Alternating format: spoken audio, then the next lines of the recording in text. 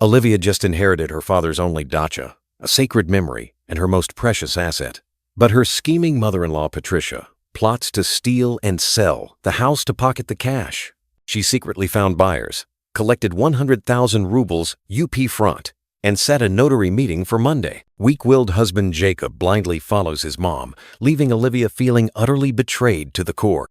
But when Patricia struts confidently into the notary office with a young couple who've paid the deposit, she has no idea Olivia's prepared a special surprise. Flanked by her private lawyer, Olivia storms in with an icy glare. Patricia's about to get a lifetime lesson she'll never forget for messing with someone else's property. And before we continue, write in the comments from which country you're watching the video, and also check if you're subscribed to the channel, as I share interesting life stories with you every day. Okay, let's enjoy the story. Olivia felt a slight chill. Even though the country house was warm enough, the sun lazily filtered through the curtains, casting whimsical shadows on the log walls. This dacha was all that remained of her father. Memories of summer days spent here, his stories, the scent of freshly mown grass, and smoke from the barbecue overwhelmed her. Now this place belonged to her, and the thought both warmed and troubled her. Her father hadn't left her much, but this dacha was priceless, not in monetary terms, but as an island of calm in the stormy sea of her life. Olivia worked as an accountant in a small firm. Life was predictable and, honestly, a bit dull. Jacob, her husband, was a good man but somewhat spineless. He always tried to avoid conflicts, which often led him to simply agree with his mother, Patricia. And Patricia, this woman could create tension even in the most relaxed setting. Right after the funeral, as soon as Olivia had somewhat recovered, her mother-in-law began subtly but persistently inquiring about the dacha. "Well, Olivia dear, how's your inheritance?" she asked over tea one day, as if it were some trivial matter, not a house full of memories. Olivia stayed silent then, not wanting to argue. She knew Patricia considered everything belonging to Olivia's family as communal property. In her view, marriage was a merger not just of souls, but of assets too. "A dacha is nice, of course," Patricia continued, "but maintaining it is expensive these days, heating in winter. And you and Jacob have enough expenses as it is." Jacob sat nearby, silently stirring sugar in his tea. Olivia felt his pleading gaze. Don't rock the boat, but she couldn't. The dacha was more than just property to her. "Patricia, I'm not planning to sell it," Olivia said firmly, trying to keep a calm tone. "It's a memory of my father. Besides, we could rent it out in summer. That would be a nice addition to the budget." Patricia winced, as if in pain. Renting isn't the best idea. It needs repairs. And who would want to live in an old house? "We'll do the repairs," Olivia replied. "Gradually. This is my house, and I'll decide what to do with it." That evening, the conversation ended in nothing. Patricia demonstratively took offense and left for her room, slamming the door. Jacob, as always, tried to smooth things over, but Olivia was adamant. She felt that if she gave in now, she'd lose not just the dacha, but part of herself. Several weeks passed. Patricia behaved pointedly cold, avoiding Olivia and speaking to her through gritted teeth. Jacob shuttled between the two fires, trying to please both women, but only worsening the situation. One evening, when Jacob was late at work, Olivia accidentally overheard Patricia's phone conversation. "Yes, I'm sure everything will be fine. Jacob is under my control. Olivia won't go anywhere either.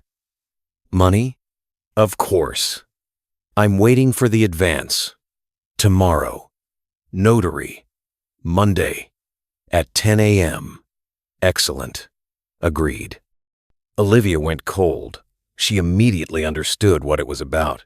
Patricia had decided to sell the dacha behind her back, using Jacob's softness and her own reluctance to engage in open conflict. Indignation and anger flooded her.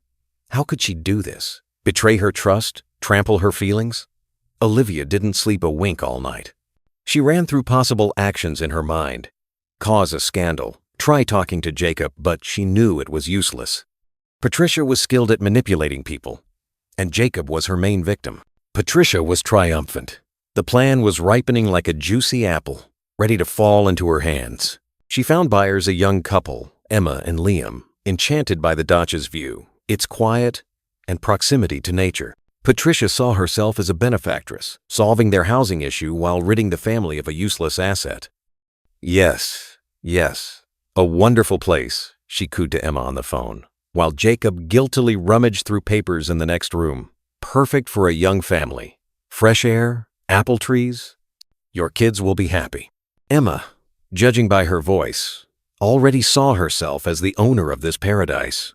We fell in love with the dacha at first sight. When can we see the documents? Oh, that's all formalities, Patricia replied carelessly. My son is the owner. He's hardworking, but I'll handle everything. I'm the mother, after all, everything for the family. She scheduled a meeting with them the next day, assuring all documents would be ready. The meeting happened in a small cafe near the dacha. Emma and Liam arrived with sparkling eyes. Patricia, dressed in her best suit, radiated confidence. So, she began, pouring tea into cups. I understand you're seriously interested. Emma nodded. Yes, very. We're ready to pay the advance. Patricia smiled slyly. Excellent. As a sign of serious intentions, an advance would be very appropriate. 100,000 rubles should suffice. Liam hesitated a bit. 100,000 is quite a sum. Oh, come on, young people, Patricia feigned surprise. For such a dacha, it's a drop in the ocean. But it guarantees you'll get it. Others are interested too, you know. Emma nudged Liam. Don't worry, Liam, we decided. Liam sighed and pulled a stack of bills from his bag. Patricia accepted the money with a satisfied smile, carefully counted it, and tucked it into her large purse. There, perfect, she said. Monday at 10 a.m., we meet at the notary. We'll sign all the necessary papers, and the dacha is yours. Back home, Patricia called Olivia. Her voice was sweet as molasses, but steel lurked beneath. Olivia, dear, she sang. Monday at 10 a.m., be a good girl and come to the notary. Need to sign some papers for the sale. Nothing complicated, just a formality. Jacob will be there too. Olivia, sitting at the kitchen table sorting inheritance papers, went cold. She immediately realized what had happened. Advance, buyers, notary. Patricia had decided to act for sure, leaving her no chance. What papers, Patricia? Olivia asked calmly, trying not to show her agitation. Well, dear, Patricia pretended surprise. Papers for selling the dacha. We decided it's the best option for everyone. No need to be stubborn. You understand I'm doing this for the family's good. Olivia felt anger boiling inside. How dare she decide for her? Dispose of her property as her own. But she held back. Now wasn't the time for hysterics. Now she needed to act. I'll think about it, she replied evenly. We'll see on Monday. Patricia snorted. Think about it, she says. What's there to think? Everything's decided. Just come and sign. Don't make us wait. Olivia hung up, her hands trembling. She looked at her father's photo on the table. His kind eyes seemed to encourage her. I won't let her do this, Dad, she whispered. I'll protect your dacha. She called her lawyer, Mr. David Thompson, and briefly explained the situation. Mr. Thompson, I need your help. My mother-in-law is trying to sell the dacha I inherited without my consent. She even has buyers, and a notary meeting is set. Mr. Thompson listened attentively. An unpleasant situation, but not hopeless. If you have documents proving ownership, she can't do anything without your consent. Come to me tomorrow morning. I'll review your documents and prepare everything necessary. Olivia felt relief. She had an ally. She wasn't alone in this fight. Jacob came home late that evening. He looked tired and depressed. Olivia knew he was aware of his mother's plan and felt internal conflict. He didn't want to hurt her, but couldn't go against his mother's will. Jacob, Olivia said quietly as he entered the bedroom. Your mom said we need to go to the notary on Monday. Jacob sighed and sank onto the bed. Yes, she told me. Olivia, please don't be angry. Mom thinks it's the best way out. The dacha requires a lot of money, and we have enough expenses already. I know, Olivia replied. But it's my dacha, Jacob. It's a memory of my father. I don't want to sell it. Jacob lowered his head. I understand, but Mom insists so much. You know how she is. Yes, I know, Olivia said bitterly. I know she thinks she can dispose of my life as her own, but I won't let her do that anymore. She looked Jacob straight in the eyes. Jacob, you have to choose. Either you support me, your wife, or you remain a mama's boy who can't make decisions on his own. Jacob raised a gaze full of pain and confusion. Olivia, don't say that. I love you, but I don't want to quarrel with Mom. Then tell her you support me, Olivia insisted. Tell her the dacha stays mine, and she has no right to interfere in our life. Jacob was silent, struggling with himself. Olivia saw how hard it was for him. She understood he was used to obeying his mother, feared her wrath, but she also knew that if he didn't choose now, their marriage was doomed. I'll try, Jacob finally said, forcing the words out. I'll talk to her. Olivia sighed. Try, Jacob, but remember our future depends on your decision. She turned away and lay on the bed, feeling exhausted and drained. The fight for her independence proved much harder than she'd imagined, but she wasn't going to give up. She'd fight to the end for herself, for her father, for her love. All night, Olivia couldn't sleep. She tossed in bed, running through all possible scenarios. What would Patricia say when she learned she wasn't selling the dacha? How would the buyers react when they realized they'd been deceived? And most importantly, could Jacob stand up to his mother and support her? Her father's face stood before her eyes, his kind smile, his words that she must be strong and independent. And she knew she had to live up to his hopes. She had to prove to Patricia that she wasn't a weak, spineless woman who could be manipulated. She had to defend her right to happiness and independence. When morning came, Olivia rose from bed with firm resolve. She'd go to the notary, meet Patricia, and show her she wasn't surrendering. She'd fight for her life, her love, her dacha, and she'd win. Patricia arrived at the notary with a beaming victor's smile. Emma and Liam, the young spouses, followed, shifting nervously. They already imagined summer evenings on the veranda, barbecues, and the quiet missing from their city apartment. Patricia assured them all formalities were just a waste of time. She, being experienced, would handle everything.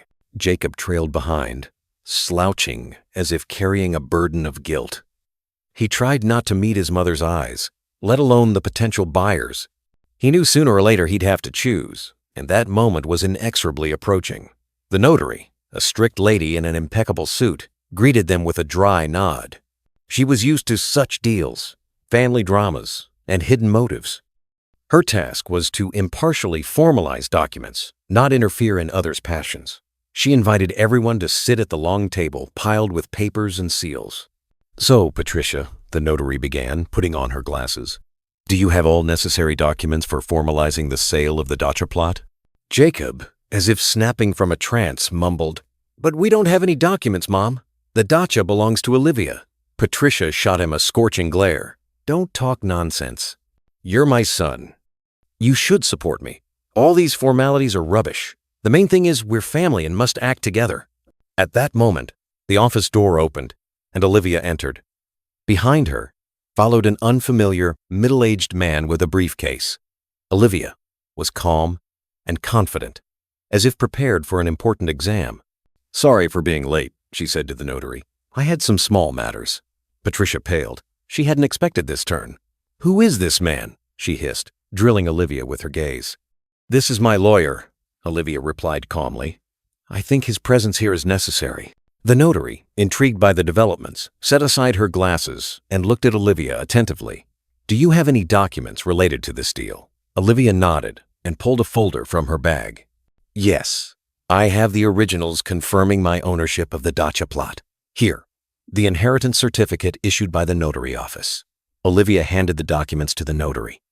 The notary studied the papers carefully. Everything's in order. The documents are fully valid. According to them, the owner of the dacha plot is Olivia. She looked at Patricia. Patricia, do you have documents confirming your right to dispose of this property? Patricia began gesturing nervously. But I'm the husband's mother. I wanted what's best. It's all for the family. Olivia, you must understand me. We're one family. Family means respect and trust, Olivia replied calmly. Your attempts to deceive me and sell my property behind my back. Emma and Liam exchanged glances, feeling extremely awkward. They realized they'd been victims of deceit. Excuse me, Emma addressed Patricia, but we don't understand what's happening. You assured us you had the right to sell the dacha. We paid you in advance. Yes, Liam supported her. We want our money back. Patricia panicked. She understood her plan had collapsed, and now she'd have to answer for her actions. I'll return your money, she muttered. Just give me time. You have no time, Olivia's lawyer cut in. You entered a deal without the right. This is fraud. If you don't return the money immediately, we'll have to contact the police. Patricia was completely flustered. She felt humiliated and insulted. All her plans, all her hopes crumbled in an instant. Jacob, say something to them, she pleaded, turning to her son. You're a man. You must protect me. Jacob, who had been like stone until now, finally awoke. Seeing how ridiculous his mother looked trying to justify herself before the notary and disappointed buyers, he felt something snap inside. It wasn't just pity for Olivia, whom Patricia had so brazenly tried to rob. It was realizing that his mother, the woman he'd always seen as all-powerful, was actually an ordinary deceiver, ready to stoop to meanness for her own gain. He stepped forward, separating from his mother, as if severing the umbilical cord that had bound him to her all his life. Mom, stop, he said, and for the first time in a long while, his voice held firmness. You have no right to dispose of someone else's property. The dacha belongs to Olivia. Patricia turned to him, her eyes splashing with rage mixed with incomprehension. What are you saying, Jacob? You know I'm doing this for the family, for your own good. No, Mom. Jacob shook his head. You're doing this for yourself. You always do everything only for yourself, hiding behind care for us. Emma and Liam, the young buyers, exhaled in relief. Seeing the situation resolving in favor of the law, they stopped shouting and demanding their money, simply waiting for the end. The notary, tired of this circus, cleared his throat and reminded them to maintain order. Olivia stood silently, watching. She felt no gloating, only fatigue. Fatigue from the constant struggle, from needing to defend herself and her interests. She saw Jacob showing character for the first time, and hoped deep down it wasn't just a fleeting impulse, but the start of his real maturity. Patricia, realizing she'd lost, changed her expression. The rage in her eyes turned to confusion, then outright offense. She shot Olivia a venomous glare and, without a word, stormed out of the notary office, slamming the door so hard the glass rattled. Silence fell. Emma and Liam, getting their advance back, thanked Olivia for her honesty and left, disappointed but glad to avoid deceit. The notary, sighing, returned to his papers. Jacob approached Olivia and took her hand. Forgive me, he whispered. I was blind. I let Mom manipulate me. Olivia looked at him with sympathy. It's okay, Jacob. The main thing is you understand it now. After the notary, they drove home in silence. Tension filled the car. Jacob felt guilty and depressed. Olivia felt drained. She knew this incident had forever changed their relationship with his mother and didn't know what awaited them in the future. At home, Patricia met them with a stony face. She demonstratively stayed silent, her whole demeanor showing how deeply offended she was. Jacob tried to talk to her, explain he just wanted to do the right thing, but she turned away, muttering something incoherent. Olivia, tired of this circus, decided to take the initiative. She approached Patricia and looked her straight in the eyes. Patricia, she said calmly but firmly, I understand you're upset, but I want you to know, I won't let anyone dispose of my life and property anymore. One more stunt like that, and no one in this house can count on my trust. Patricia said nothing, just snorted contemptuously and went to her room. Jacob looked at Olivia with admiration. He'd never seen her so strong and self-assured. After this incident, a new balance emerged in the family without shouts and scandals, but with clear boundaries. Patricia, though not admitting fault, became more restrained in her actions and words. She no longer tried to pressure Olivia and Jacob, understanding it was pointless. Olivia decided to handle the dacha her way. She didn't sell it or rent it out. Instead, she chose to renovate it and turn it into a place to escape city hustle and recharge. She wanted the dacha to become her personal space, a symbol of her independence and freedom. Jacob supported her decision. He understood the dacha held special meaning for Olivia and wanted her to feel happy and at peace there. He started helping with repairs, and they spent weekends together working in the garden and fixing the house. Over time, the relationship between Olivia and Jacob became more trusting and sincere. They learned to listen and understand each other, respect personal space, and support in tough moments. Jacob gradually freed himself from his mother's influence and became an independent, responsible man. New boundaries were set in the family, but that didn't mean all problems were solved. Relations between Olivia and Patricia remained tense, and they tried to avoid each other. Jacob felt guilty toward his mother, but knew he couldn't betray Olivia and his own principles. It's unknown if Olivia and Patricia could ever mend their relationship. It's unknown if Jacob could fully break free from his mother's influence and become the true master of his life. But one thing was clear. Olivia had defended her independence and shown everyone she was ready to fight for her rights. The dacha, around which the conflict flared, became a symbol of her strength and freedom. Olivia and Jacob stood before the dacha, watching the sunset. The air smelled of fresh grass and flowers. They held hands, feeling each other's warmth and support. Ahead lay a new life full of challenges and opportunities. They were ready to meet it together, hand in hand, building their own future based on love, respect, and independence. The dacha, symbol of conflict and struggle, now became a symbol of their hope and faith in the better. All right, thanks for listening.